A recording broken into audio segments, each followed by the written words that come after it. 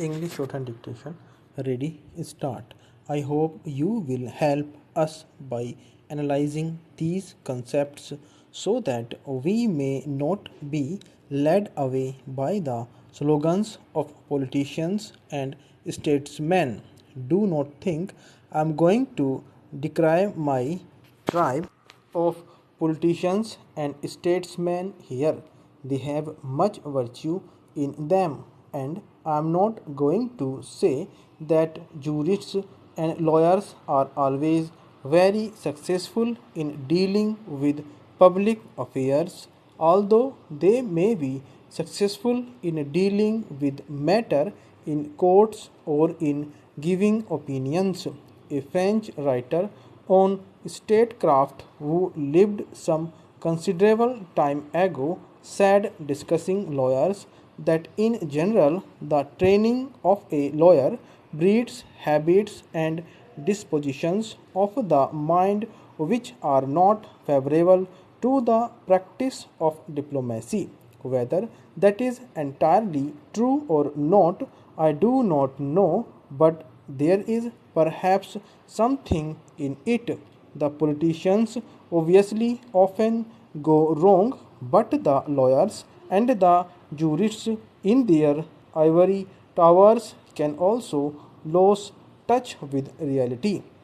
Therefore, some of the greatest judges have been those who have not only interpreted the law but adapted it to changing conditions without doing violence to it. It would be absurd for a problem belonging to the middle of the 20th century to be considered by some textbook maxim of the 18th or the 19th century.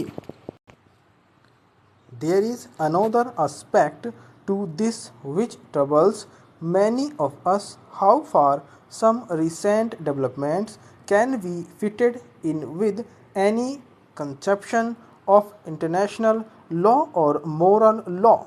Those developments which threaten the very existence of the human race, not only by mass killing but by poisoning the atmosphere so that it has terrible genetic consequences, are not justifiable by any conception of international law or moral law. Surely, this is not a matter to be considered only by statesmen and politicians. I do not know if jurists consider the moral law, but I suppose they have it in mind even in considering the letter of the law. It may be desirable for them to consider whether and how far these preparations for nuclear warfare or the test explosions are in keeping with any conception of international or moral law.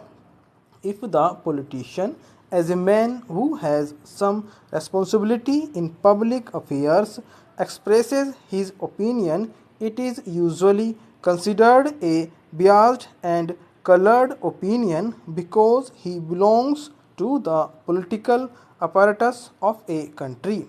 But jurists' opinion also carry weight. International law is affected by the world becoming something bigger than the old narrow European community.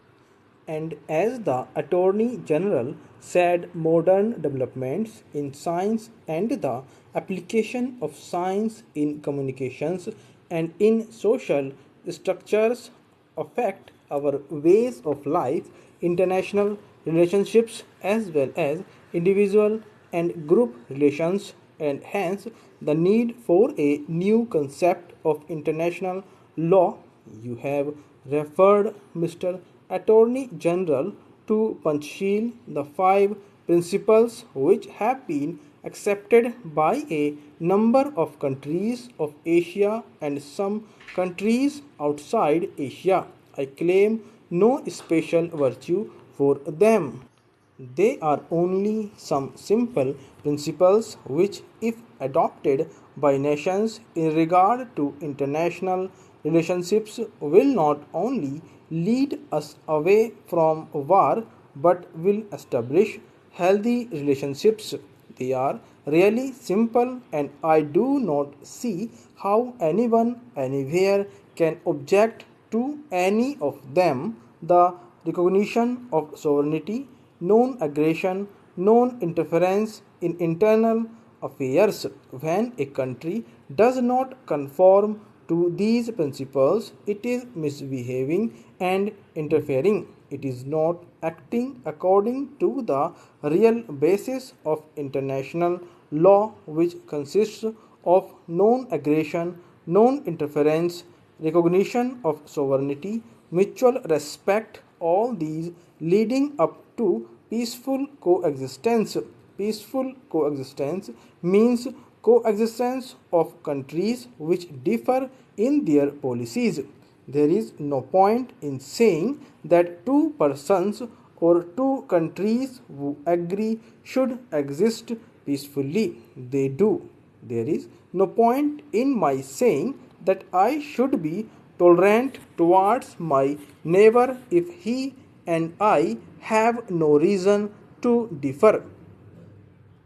The question of my tolerating my neighbor and his tolerating me arises only when we differ. The question of peaceful coexistence, therefore, comes in only when countries differ in their policies, provided always that they do not interfere with each other either internally or externally. If they do, then that is a breach. Therefore, I submit that these five principles, which are sometimes called Panchsheel, are a healthy basis for international relations, and I would further say in all humility that there is no other basis unless you accept the basis which leads to conflict, which of course is not our objective. Surely, international law should not encourage any attempt to compel or coerce a country to do something against its will or to fall in line with something that will bring conflicts. There is great variety in this world. Are we going to produce uniformity through some measures of force, military or economic? Perhaps it would be a good thing if there were uniformity in basic principles, but that can only develop by argument, by reason, by discussion, by conversion. If uniformity should come about through force, that is not desired. Stop.